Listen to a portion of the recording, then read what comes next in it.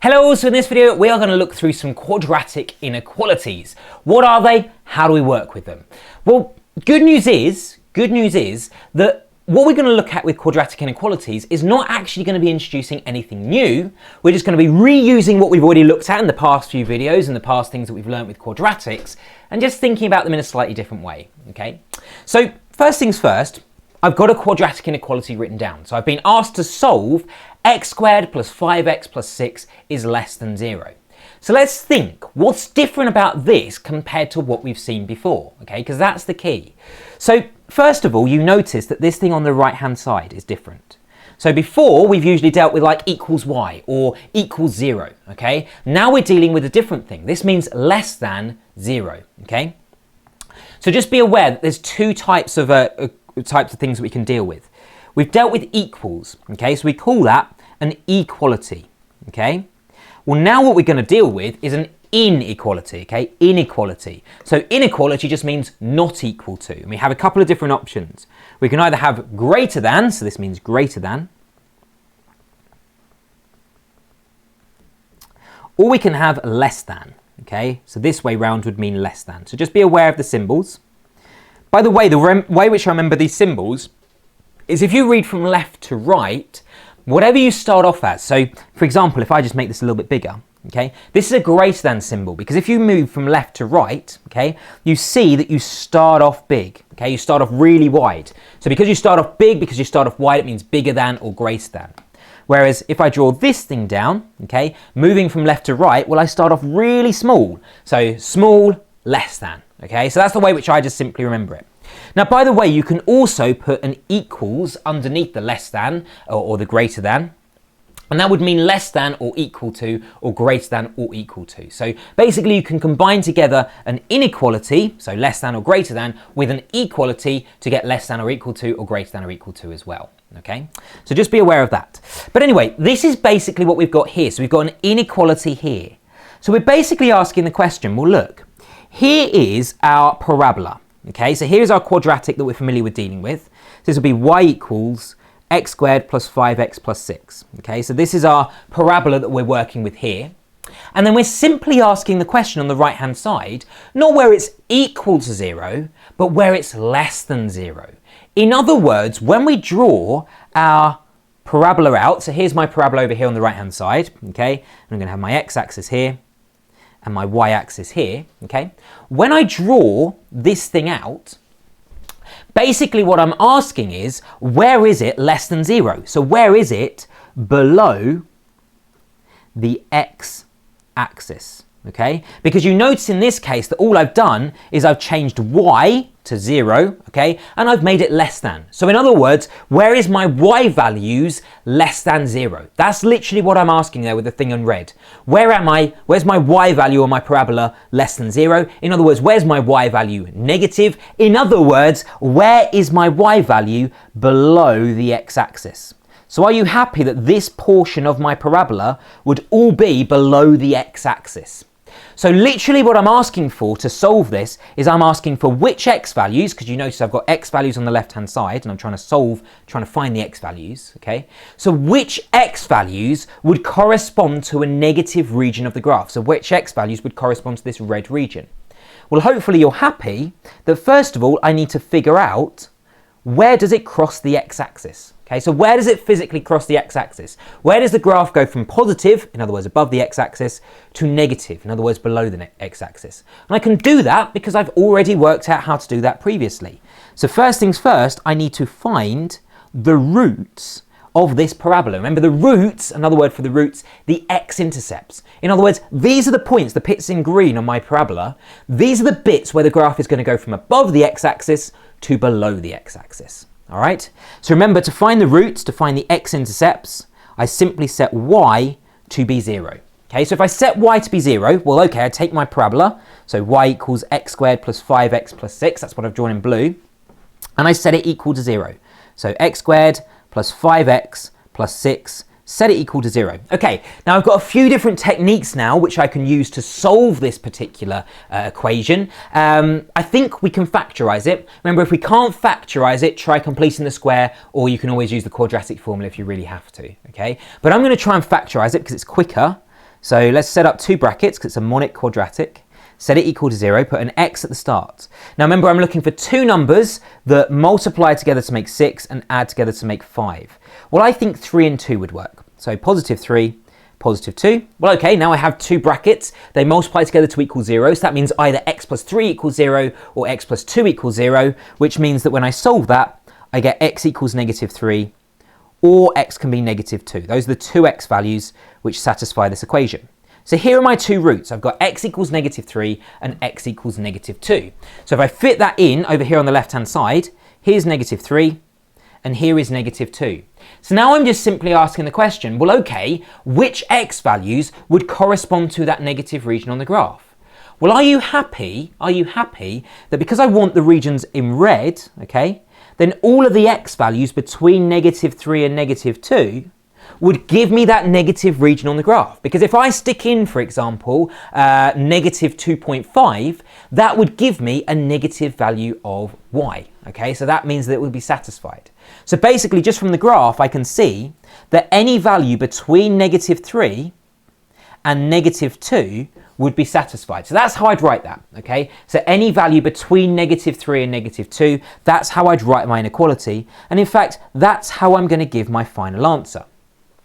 Now, just to show you, because I know some people really do not like drawing the graph. They just simply can't get their head around it for some reason, okay? For me, it's fairly straightforward, and I imagine for lots of people out there it will be. But for some people, they just simply cannot get their head around this graph. It just didn't click.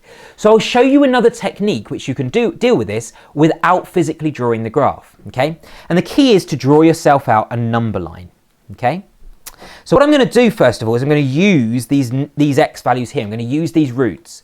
So I'm going to stick negative 3 here and I'm going to stick negative 2 here. Okay, so these are basically the regions which I've separated out. Okay, so you notice if you can kind of get your head around the graph, this is exactly the same thing, but I'm just showing it to you from a different perspective. So okay, I've now got these three regions. Okay, I've got region A, I've got region B, and I've got region C, which means I've basically got sets of x values that I can stick in.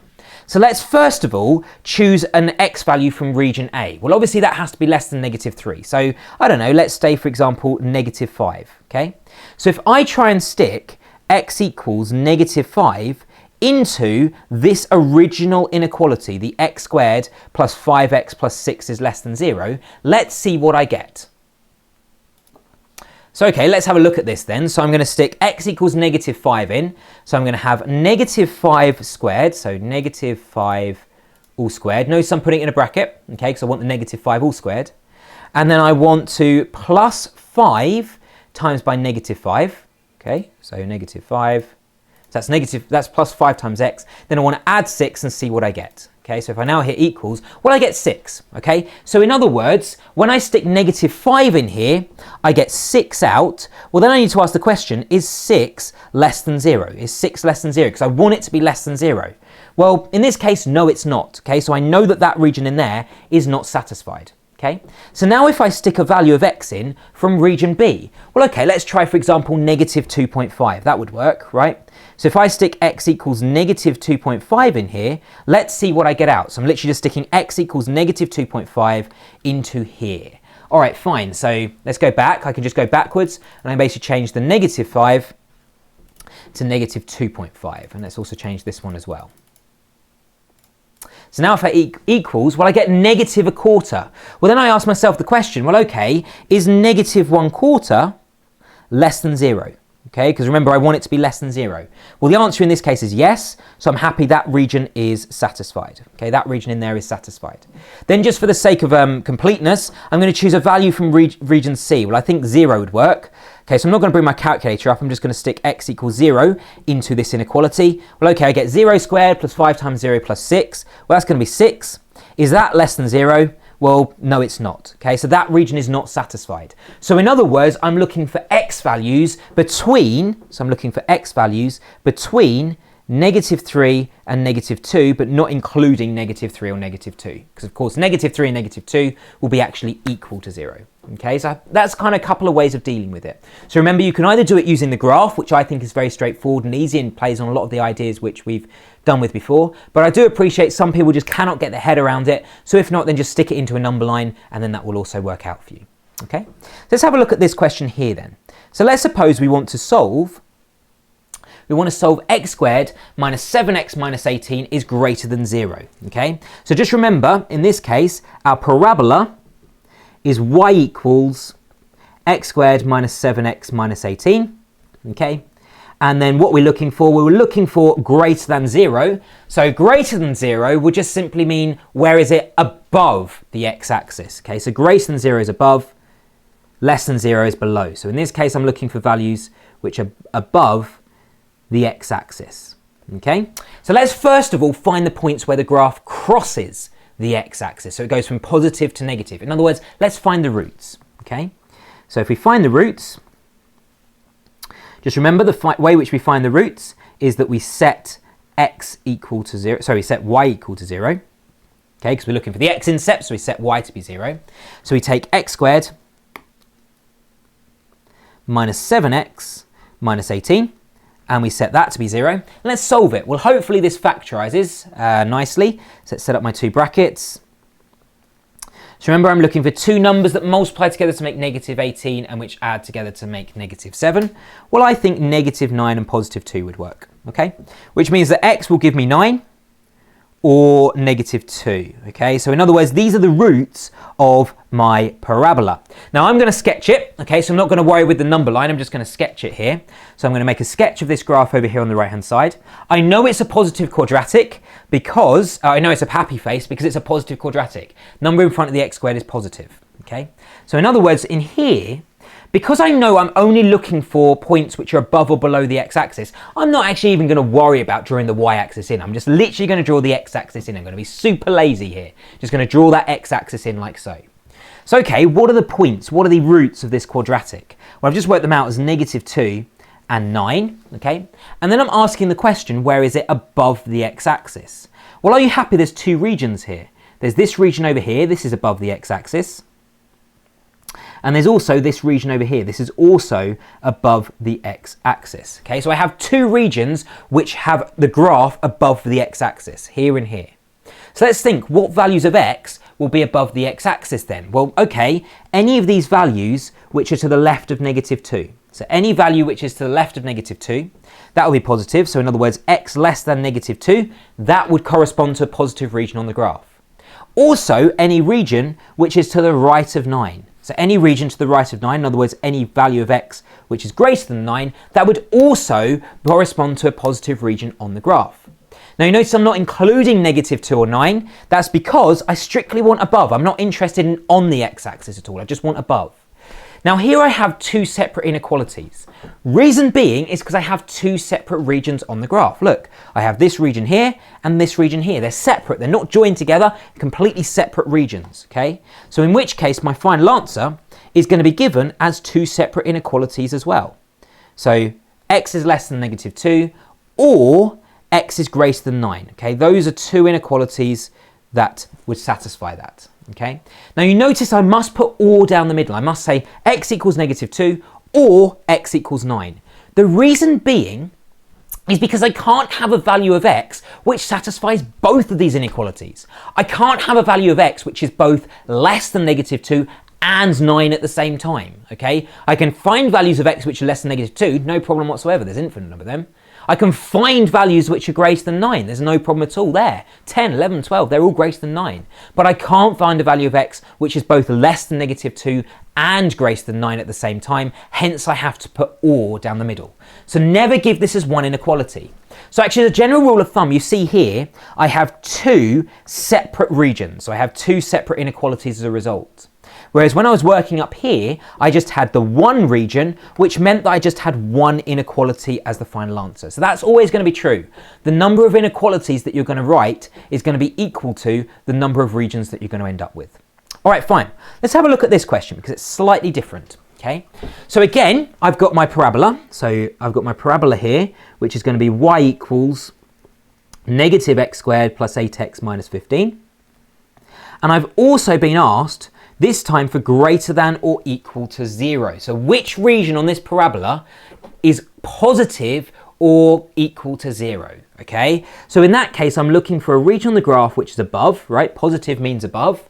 But in this case, because I'm looking for equal 0, I'm going to interpret that as being actually physically on the x-axis. Because of course, if it's on the x-axis, that's when y is literally equal to 0. Above the x-axis is literally when y is greater than 0. So I'm looking for regions on the graph which are above or on the x-axis in this case. So it's slightly different. All right, fine. So first things first, let's find the roots of this equation. So if I find the roots of this equation, you guessed it, I'm finding the x-intercept, so I need to set y to be 0. So okay, if I set y to be 0, I get negative x squared plus 8x minus 15 equals 0. Now you've got to be really super careful here, because this is not a monic quadratic. So just remember, monic quadratic means that the number in front of the x squared, is 1. Now in this case, it's not 1, it's negative 1. So actually in this case, this is a non-monic quadratic, okay? Which means that you need to factorize it, or you need to deal with it in the same way that you usually deal with non-monic quadratics. So either quadratic formula or factorizing using the non-monic kind of method, okay? But in this case, I think actually it's slightly easier, because if you have a look, this is all equal to 0. So I can actually cheat a little bit. It's not cheating, it's perfectly valid, but I can actually just divide everything by negative 1. So watch this. If I take x squared and divide it by negative 1, I get x squared. Sorry, negative x squared divided by negative 1. That's x squared. If I take positive 8x and divide it by negative 1, I get negative 8x. If I take negative 15, divide by negative 1, I get positive 15. And if I take 0, divide by negative 1, that's going to give me 0. So suddenly this quadratic is slightly easier to solve because we're back to a monic again. So always look, see if you can divide by the thing which is making your life awkward. If you can, great, okay? All right, now I can just factorize it. So let's have a look. So I'm going to factorize this with x in the start of each bracket. Okay, multiply together to make 15, add together to make negative 8. That's going to be negative 5 and negative 3, okay? Which means that x has got to be 5 or x has got to be 3. These are my roots here, so 5 and 3. So if I now sketch my quadratic over here, okay, so here's my parabola. So my y equals negative x squared plus 8x minus 15, except it's not in this case, because you notice that in this case, the parabola that I'm actually sketching starts with a negative x squared. So just remember, the negative in front of the x squared just means it's a sad face. If it's a positive number in front of the x squared, it's a happy face. If it's a negative in front of the x squared, it's a sad face. So okay, let me put in my x-axis. So I'm just going to worry about my x-axis, not going to worry about my y-axis again. And I've just found the roots as to be 3 and 5. I've just found the roots down here, okay? So this is what my parabola is looking like. This is enough to see what's going on here. Well, just remember, I'm looking for regions which are above the x-axis. So this region here is above the x-axis. I'm happy with that. But in this case, I'm also looking for values which are on the x-axis as well. In other words, I'm also looking for 3 and 5 here, because 3 and 5, I know, I've just worked them out, they're the roots, are literally on that x-axis. Okay, so in other words, the values of x which I'm interested in are all the values which are 3, 5, or all of the values in between. So all of the values between 3 and 5 inclusive would satisfy this inequality. So the way which I'm going to write that is I'm going to say x has got to be greater than or equal to negative 3, because I want to include that negative 3 as well. And at the same time, it's got to be less than or equal to 5, because again, I want to include that 5 as well. So you notice one region means there's one inequality here. So one region, one inequality, which is exactly what I want, okay? And it's basically all the values between negative 3 and 5 inclusive. All right, fantastic. Okay, so let's have a look at this last example here, okay? So basically, this has been given two separate inequalities, and I've been asked to find the values of x such that this is true and this is true. So I need to find all the values of x which satisfy both of these inequalities. So first of all I'm going to do is just look at each inequality separately. So let's first of all look at this inequality here. Okay, so I'm going to look at 3 times by x minus 2 is got to be less than 8 minus 2x. So let's first of all deal with this. Well, I guess first of all this looks nothing like anything we've dealt with before. But that's okay, because I have some techniques which would allow me to work with it just the same as I worked with it before, okay? And in this case, I'm just going to expand it out and get everything on the left-hand side, so it's either less than or greater than 0, okay? Because that's what it looked like before. So let's expand the left-hand side out. I get 3x minus 6. That's got to be less than 8 minus 2x. And then if I subtract 8 and add 2x to both sides, I'm going to get 5x. And then if I take negative 6, take away 8, that's going to give me negative 14, and that's going to be less than 0, okay? So in other words, the inequality which I want to solve is 5x minus 14 has got to be less than 0, okay? So let's see how we can solve this.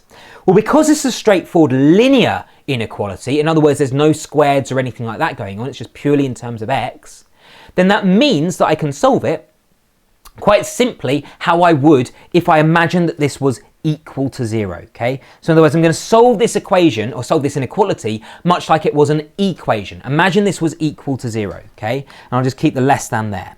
So in other words, if this was an equal 0, well, you'd say, right, okay, I'm going to add 14 to both sides. So I get 5x has got to be less than 14. And I've also got to divide by 5 on both sides, okay? So x has got to be less than 14 over 5, okay? So it's about, what's that going to be, 2.8, okay? So I could say if I wanted to, x has got to be less than 2.8, okay? So that's my solution, that's my solution for my blue inequality here. So x has got to be less than 2.8, all right? Now if I have a look at the right-hand side, okay, so I have a look at this right-hand inequality, well, okay, this thing here, let's do the same thing, let's expand it out. So I've got 2x minus 7 times by 1 plus x, and that has got to be less than 0. So let's expand this out, shall we? So 2x times 1 has got to give me 2x. And then I'm going to have 2x times x, that's going to give me 2x squared. So I'm just expanding out, 2 brackets, dealt with this before. Then I've got negative 7 times 1, so that's negative 7. And negative 7 times x, that's negative 7x. And that has to be less than 0. Okay, so let's fiddle around with this. So I've got 2x squared. And I've got 2x minus 7x. That's going to be minus 5x. Then I'm going to have a minus 7 here, and that all has to be less than 0. Okay, so this now is looking slightly more familiar, okay? This here looks like a quadratic inequality, okay? So all I need to do is first of all find the roots of my quadratic, okay? So let's do this. I'm going to find the roots of my quadratic. So if I find the roots, just remember, I set y to be 0. I'm just doing exactly the same thing as I did before. So I'm going to set y to be 0. So okay, I end up with 2x squared minus 5x minus 7, that's equal to 0, okay? So I'm taking my parabola, 2x squared minus 5x minus 7, and setting equal to 0. Now, you notice this is a non-monic quadratic, so I'll first of all just check, can I divide by this 2? This is the thing which is making it non-monic. In this case, no, I can't, because you notice that the 5 and the 7, they can't easily divide by 2, like they end up with non-integers, okay? So actually, in this case, I'm just going to go ahead and solve it the same way as I would solve a non-monic quadratic. So okay, I'm looking for two numbers that multiply together to make, well, in this case, 2 times negative 7, right? So negative 14. And they have to add together to make negative 5. All right, so two numbers that multiply together to make negative 7 and add together to make negative 5. I think that's going to be negative 7 plus 2, okay? So I end up with 2x squared, and the negative 7 equals 0 stays the same, but then I just break that negative 5x into negative 7x plus 2x, okay? That would give me my negative 5x still overall. Then I'm just going to draw an imaginary line down the middle, and let's see what happens if we factorise both sides. Well, if I factorise an x out of the left-hand side, I end up with 2x minus 7. And on the right-hand side, I must have 2x minus 7, so I can just factorise out a 1 here to make that work. And then finally, if I factorise a 2x minus 7 from that equation, I end up with 2x minus 7 times by x plus 1. That has to equal 0. So in other words, my final solution, my final roots are going to be x has to be equal to 7 over 2, or x has to be equal to negative 1. Okay, so now it's just a case of actually solving this quadratic inequality. I've got the roots now, so let's make a quick sketch. Well, okay, I'm using this quadratic up here, so 2x squared minus 5x minus 7. That's a positive quadratic, which means it's a happy face. So all right, let's draw myself a happy face in. Here we go. If I draw my x-axis in like this, okay, here's my x-axis, and I've got, well, 7 over 2 is 3.5, and I've got negative 1. So this is negative 1.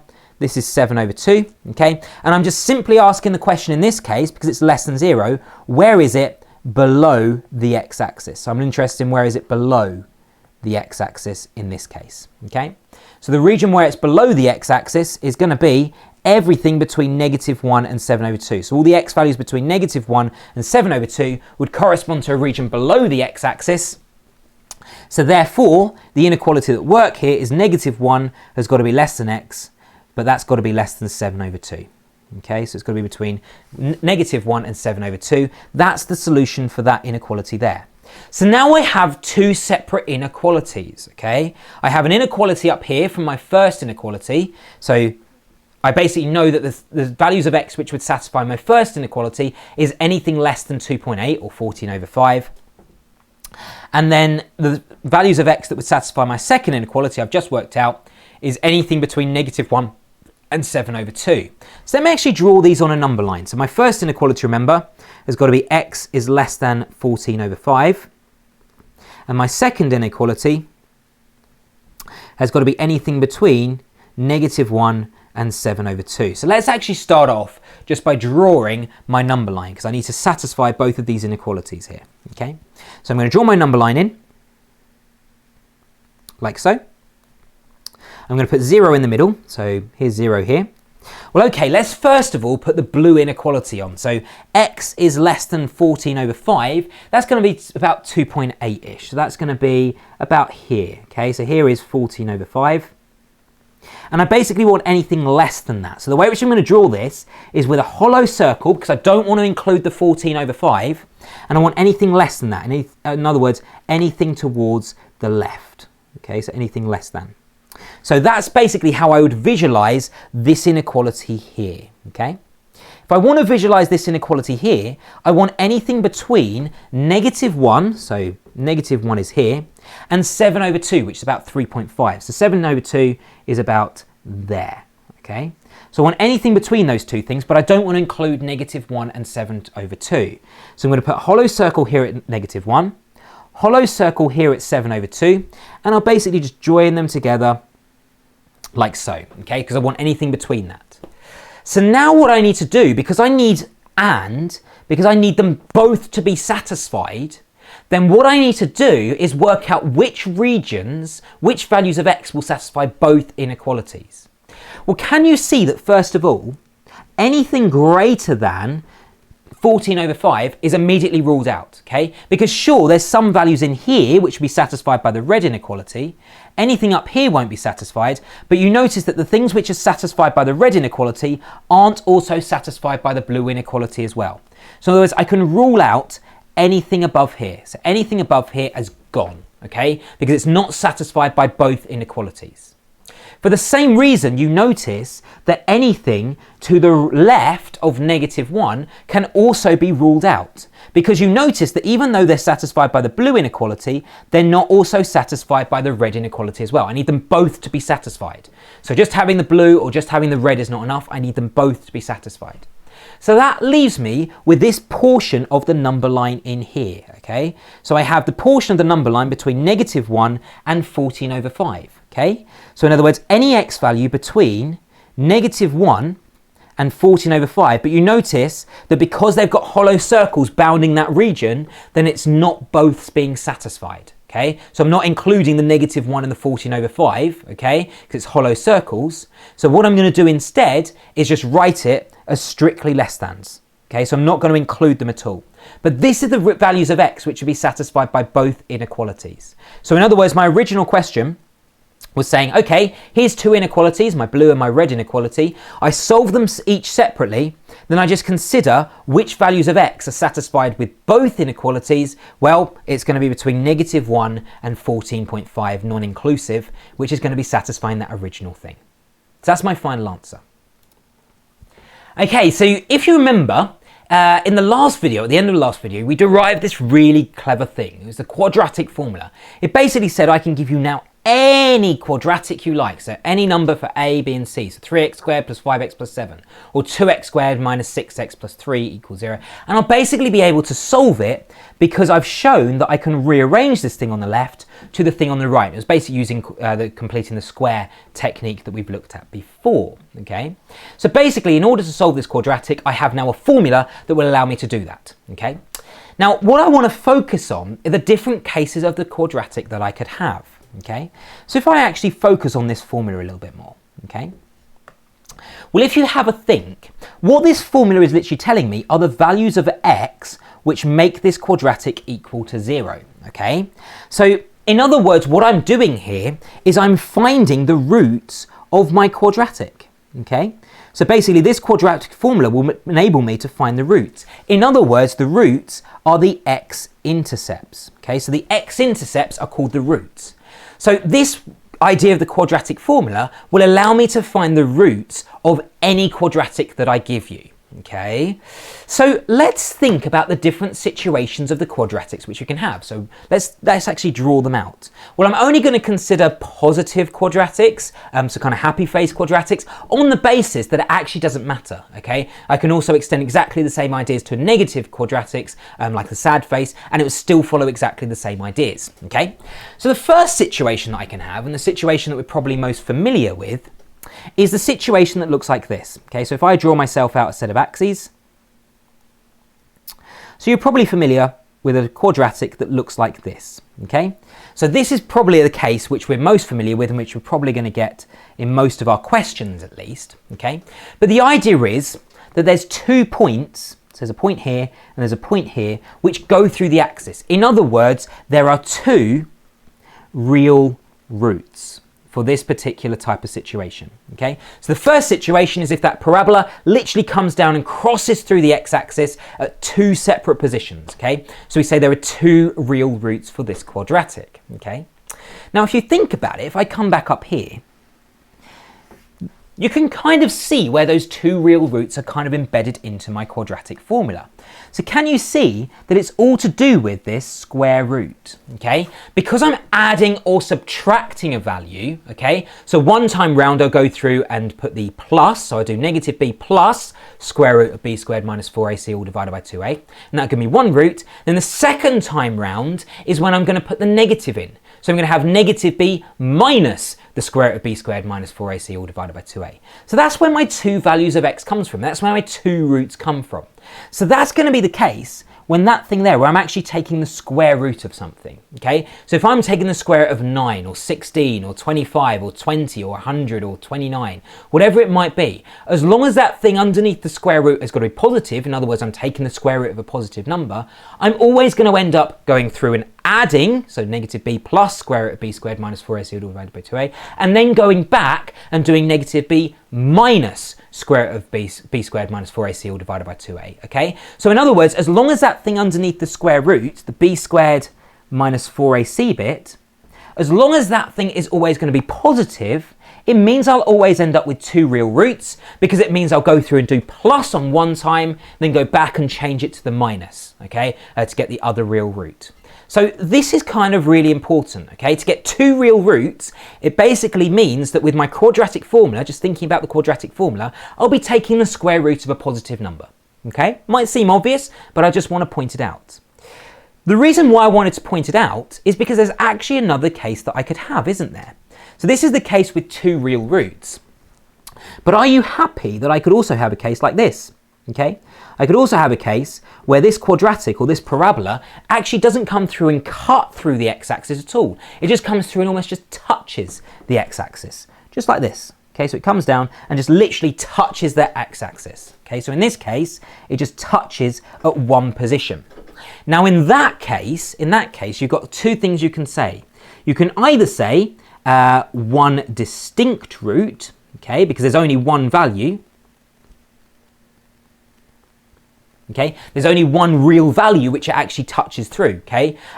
Or you can say 2 equal roots, okay? So there's 2 things you can say here.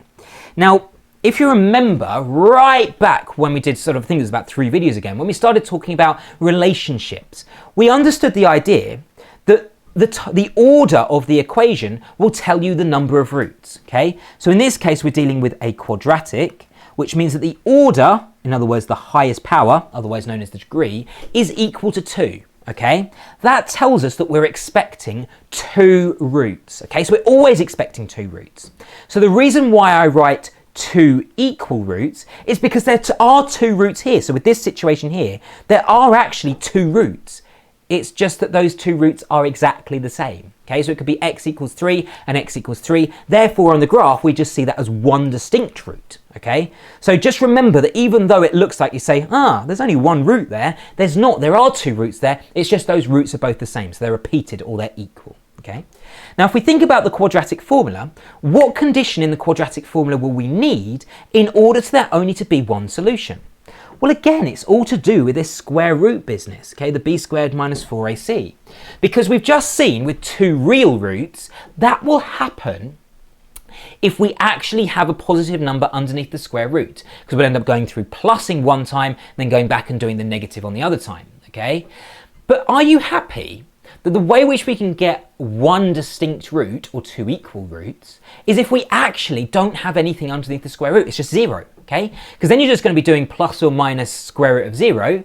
Well, are you happy that in that case, the square root of 0 is just going to be 0? So you're not going to be adding or subtracting anything at all.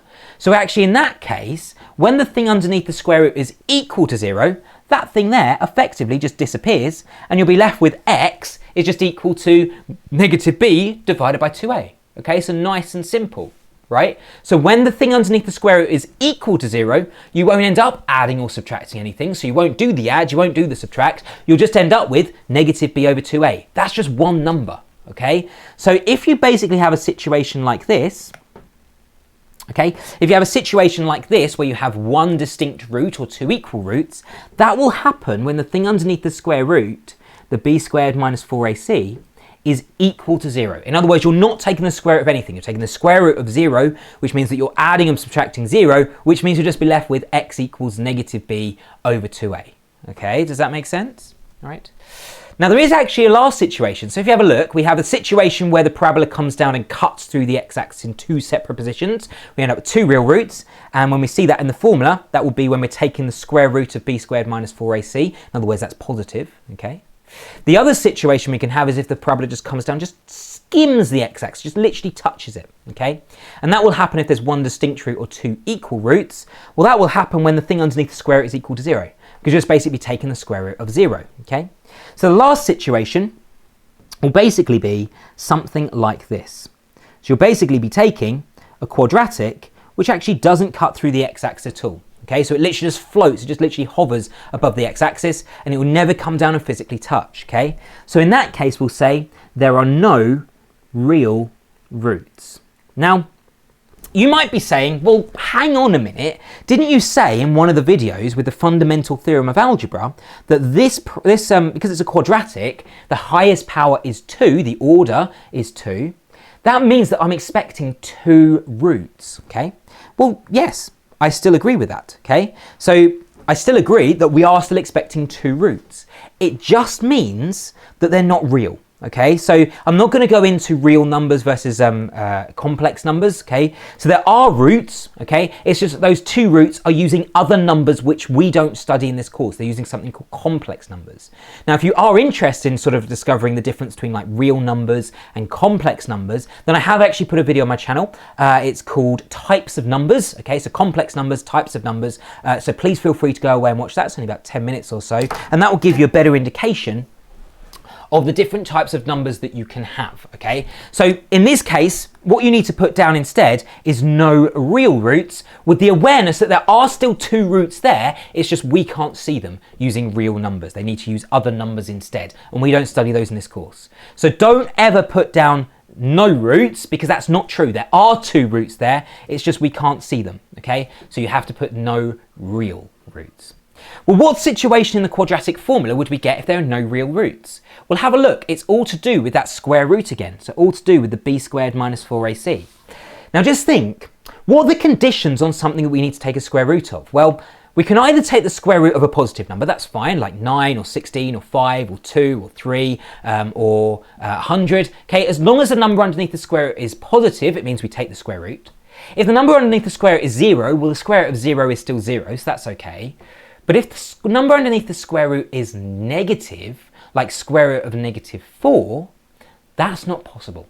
You cannot take the square root of a negative number and end up with real solutions, okay? So the whole reason why we sort of work with complex numbers, which I just alluded to in a minute ago, is if you're trying to take the square root of negative numbers, like they do come up in real life, mathematicians needed a way of dealing with them, so that's when they discovered complex numbers, okay? But in this course, I just want you to think, well, okay, I'm only working with real numbers, I'm keeping it real, okay? That means that the thing underneath the square root has got to always be positive or zero, okay? So if it's negative, I can't take the square root of a negative number, therefore I just stop and say no real roots, okay? So if I want no real roots, this situation down here will occur if the thing underneath the square root, the b squared minus 4ac, if that is negative, okay? So we have three different situations here. We have no real roots, which is when b squared minus 4ac is less than 0. Okay, so that's the situation we just looked at. We have one distinct root or two equal roots. That's going to occur when the thing underneath the square root is equal to 0. The b squared minus 4ac is equal to 0. And then finally, the situation which we're probably most familiar with up to now, which is two real roots, that's going to occur when b squared minus 4ac is greater than 0. Okay? So you can see that basically the thing underneath the square root, the b squared minus 4ac, that's really important because that's going to tell us how many real roots we are expecting. And we're going to tell us what the quadratic is actually going to look like. Okay? So in fact, we give this a special name. Okay? So the b squared minus 4ac, we give it a special name. We either call it d, okay, so capital D, or if you prefer, you can also call it delta as well. Okay? Both of those things are fine. Okay, so D or delta, and we call it the discriminant. So that's the reason why we give it the capital letter D. So we call it the discriminant. So basically, if you have a quadratic formula, so ax squared plus bx plus c equals 0, find the quadratic formula, x equals negative b plus or minus square root b squared minus 4ac, all divided by 2a on the denominator. That's going to be called, the thing underneath the square root, the b squared minus 4ac, that's going to be called the discriminant, okay? Now, the reason why that's really useful is because we can then use it to solve equations like this. Okay, so we need to show that 2x squared minus 6x plus 7 has always going to be positive. So no matter what value of x I stick into this equation, it's always going to be positive. Well, just think about the situations we just came up with. If I'm looking at these three graphs over here on the left-hand side, which of these graphs are always positive? Well, are you happy that the first graph that I drew is positive sometimes, okay? It's positive on the left and on the right. So it's positive sometimes, but when it comes down here, when it comes in the middle, that thing down there is negative, okay? So this situation, when we have two real roots, that is not always positive. It's only positive sometimes. Equally, this situation here is also positive for the most part, except when it's actually equal to 0. So 0 is neither positive or negative, okay? So this situation when we have one distinct root is positive for the vast majority of the time, except there's one situation when it's equal to 0. So it's not always positive. It's positive most of the time, but it's not always positive. Whereas this situation down here is always going to be positive. It never goes negative and it never becomes 0, okay? So actually what I mean by always positive is quite simply saying, show that it has no real roots, okay? So another way of determining this situation here, so show that 2x squared plus 6x plus 7 is always positive. Another thing that this is saying is show that it has no real roots. That's literally the same thing which it's asking. So if I need to show it has no real roots, then it just means that I need to look at the discriminant, okay? So if I look at the discriminant, which remember is b squared minus 4ac, well, if it's no real roots, it means that b squared minus 4ac has got to be negative. In other words, I'm taking the square root of a negative number. There's no real roots that will result in that, okay? So let's deal with this. Let's first of all work out what a, b, and c is. So in this case, a is equal to 2, b is equal to 6, and c is equal to 7. Okay, so c is equal to 7. So if I stick that into my b squared minus 4ac is less than 0, I end up with, well, b squared is 6 squared, minus 4 times a, which is 2, times c, which is 7, and that's got to be less than 0. So let's fiddle around with this. So I end up with 36 minus, well, 4 times 2 times 7. Well, let's do the 4 times 7 first of all. That's 28. Times that by 2, that's going to give me 56. Okay. Well, let's check. What's 36 minus 56? That's negative 20. Is that less than 0? Yes, it is. Okay, so because I've shown using the discriminant that in order for there to be no real roots, b squared minus 4ac has to be less than 0, and because I worked out what b squared minus 4ac is, okay, it was negative 20 in this particular case, I worked out the discriminant was 20, that is negative, therefore there's no real root. So I'll just put this down as a little statement at the end, okay? So I'll say because the discriminant, which I'm going to call the letter delta, okay, so because the discriminant is equal to negative 20, which is less than 0, so the discriminant is less than 0, that implies that there are no real roots. Hence, this parabola, the 2x squared plus 6x plus 7, never goes below the x-axis and it never hits the x-axis, so therefore 2x squared plus 6x plus 7 is always positive, regardless of what value of x I stick in. Okay, that's a really quick and easy way of showing it's always positive, just using the discriminant. Okay, another example, so slightly more complicated, but let's have a look. So here we go. I've been given you a quadratic here, so kx squared plus 4k plus 1 times x plus 3k plus 1 equals 0 has a repeated root. So I'm told this quadratic equation has a repeated root. Can I find the value of k which satisfies this particular situation? So I basically need to find the value of k, which means that this quadratic equation has a repeated root, okay?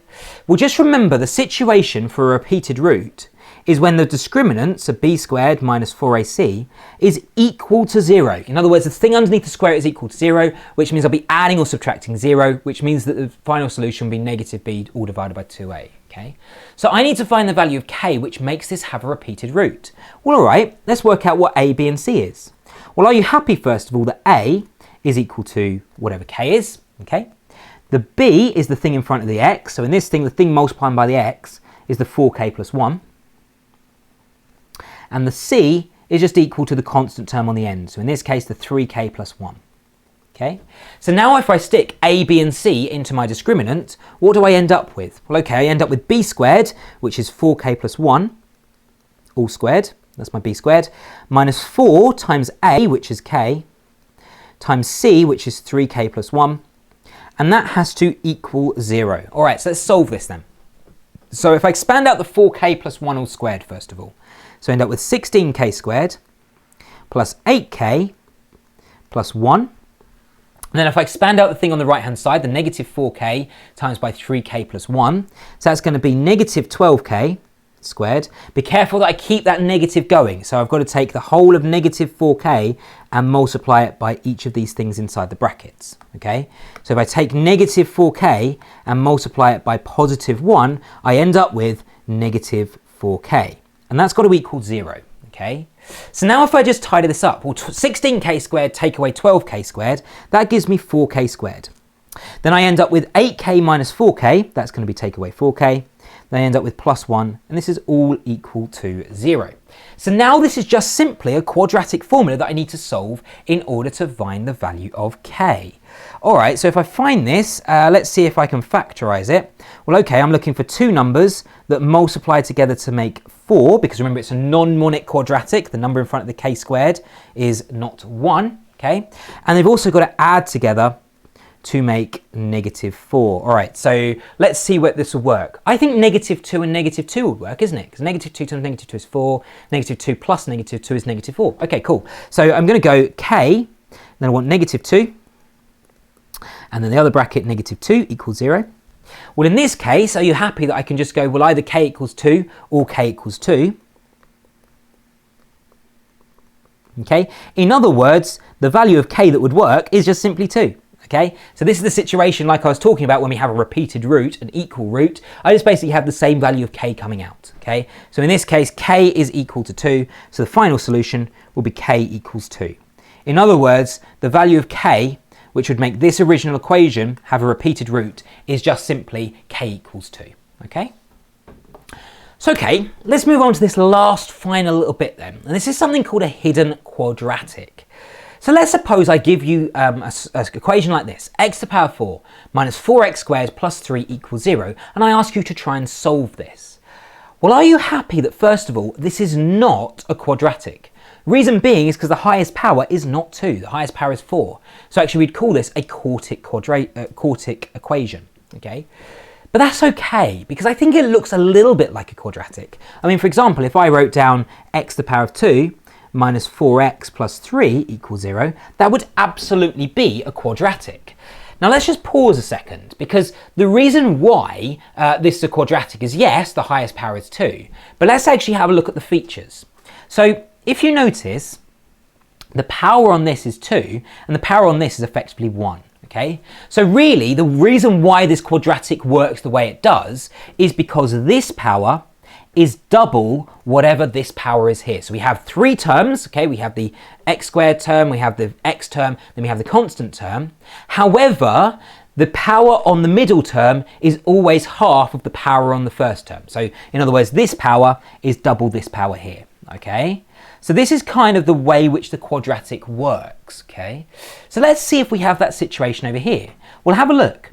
This power, so the 4, is still double this power. So it kind of looks a bit like a quadratic, okay? If you like, it is a quadratic just in disguise, okay? It's a quadratic that's trying to grow up and it's trying to use bigger powers, but it's actually at the core root of things. The thing which we need for a quadratic equation to work is that the power of that first term has always got to be double the power of that middle term, okay? Which it is doing, okay? So it looks a bit like a quadratic. So what I'm going to do is, just to kind of make it a little bit more obvious, I'm actually going to look at this and go, what I'm going to do is I'm going to let u equal x squared. Let me show you why, okay? So I'm just going to let a letter, it doesn't matter what I call it, I'm just going to call it u, but I'm going to let u equal x squared. Because if I let u equal x squared, well, fairly obviously that term there doesn't become negative 4x squared, it becomes now negative 4u, okay? So I end up with negative 4u in the middle. Obviously the plus 3 equals 0 still. But then this term, are you happy that the x to the power of 4 term is effectively just the same as x squared all squared? Okay, so I'm noticing that as x squared all squared, okay? Because of course, I know my laws of indices, I'll just multiply those 2 powers together and I'll get myself my x to the power of 4 back. So in other words, this first term, because I've let u equal x squared, okay, if I just substitute that x squared now with u, then I'll end up with u squared. That should still be the same as x to the power of 4, okay? So that thing there now is just x squared squared. If I let x squared equal u, then that thing is just going to become u squared. So now this thing here is just a straightforward quadratic that I can solve, okay? So let's factorize it. So I'll end up with u minus 3 and u minus 1, that equals 0, which means that the 2 solutions which I'll end up with is u equals 3 or u equals 1. Okay, that's it. Or am I? Am I finished here? Okay, so can I just say, okay, u equals 3, u equals 1, done? No, I can't, because you remember that my original equation that I was trying to solve was in terms of x, okay? So the original equation I was trying to solve was in terms of x. So it's no point giving you the final answer in terms of x, in terms of u rather, so I can't give my final answer like this, because I want x, okay? If you're selling to me, so if I say, didn't see all this working, if I ask you, okay, what value of x, which when I raise it to the power 4, then subtract 4 times the square of that value plus 3 equals 0, and you tell me u equals 3 or u equals 1, I'm like, well, that means nothing to me, because I'm not interested in u, I'm interested in x. So what I'm going to do is use the substitution back again, okay? So because I know that u equals 3 or u equals 1, I've just worked that out, well, that means that x squared must be equal to 3 or x squared must be equal to 1. You happy? Okay, because if u equals x squared, then I just make my substitution back again.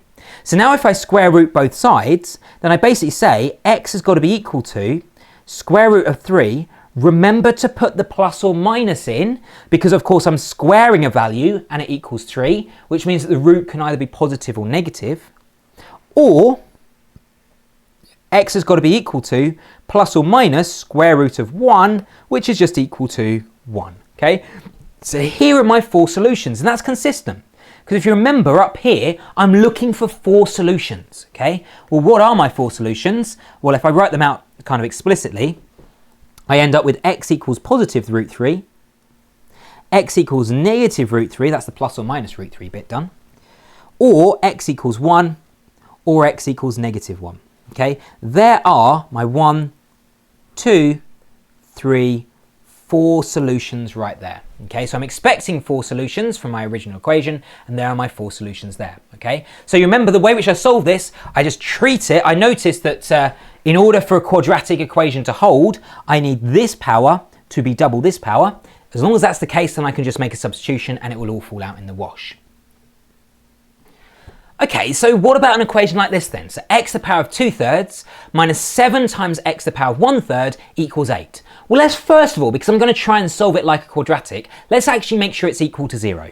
So I'm just going to subtract 8 from both sides. So I end up with x to the power of 2/3 minus 7x to the power of 1/3 minus 8 equals 0. Okay, well, let's first of all check. In order for this hidden quadratic condition to hold, I need that this power has to be double this power. Well, is 2/3 double 1/3? Yes, it is. Okay, so in other words, in this case, I'm just going to let u equal this power here. So it's always the smaller of the two powers that I let u equal. So in this case, I'm going to let u equal x to the power of 1/3, which means that my quadratic just becomes, well, that thing there is just u3 squared. So that's going to be, x to the power of a third squared. So it's going to be u to the power of 2. This thing here is going to become minus 7u. Then I just have the minus 8 equals 0. All right, fine. So let's see if we can factorize this then. Negative 8 plus 1 I think would work. So u minus 8 and u plus 1 equals 0, which means that I get u equals 8 or u equals negative 1. But of course I don't want u, I want x, so I'm just going to make my substitution back again. So I'll end up with x to the power of a third equals 8, or x to the power of a third equals negative 1. Okay, so in order to solve this, what I'm literally saying here at the moment is that x to the power of 1/3. Well, okay, if I'm going to write x to the power of 1/3, would you be happy? That would just be the cube root of x. Okay, so this would be thought of as the cubed root of x equals 8, or cube root of x equals negative 1. Okay, which means that in order to solve this, in order to get rid of that cubed root, I'm going to have to cube both sides. Okay, so I end up with x equals 8 cubed, or x equals negative 1 cubed. All right, so I end up with this. So what is then 8 cubed? Well, all right, let's work it out. It's just 8 times 8 times 8. Well, 8 times 8 is 64. If I multiply that by another 8, well, just simply double itself 3 times. So 64, 128, 256, okay? And then another time will be 512. So the solution I'm after is 512 for 8 cubed. And if I want to cube negative 1, well, negative 1 times negative 1 is positive 1, times by another negative 1, that's going to give me negative 1 as well. So here are my final solutions. X equals 512, or x equals negative 1.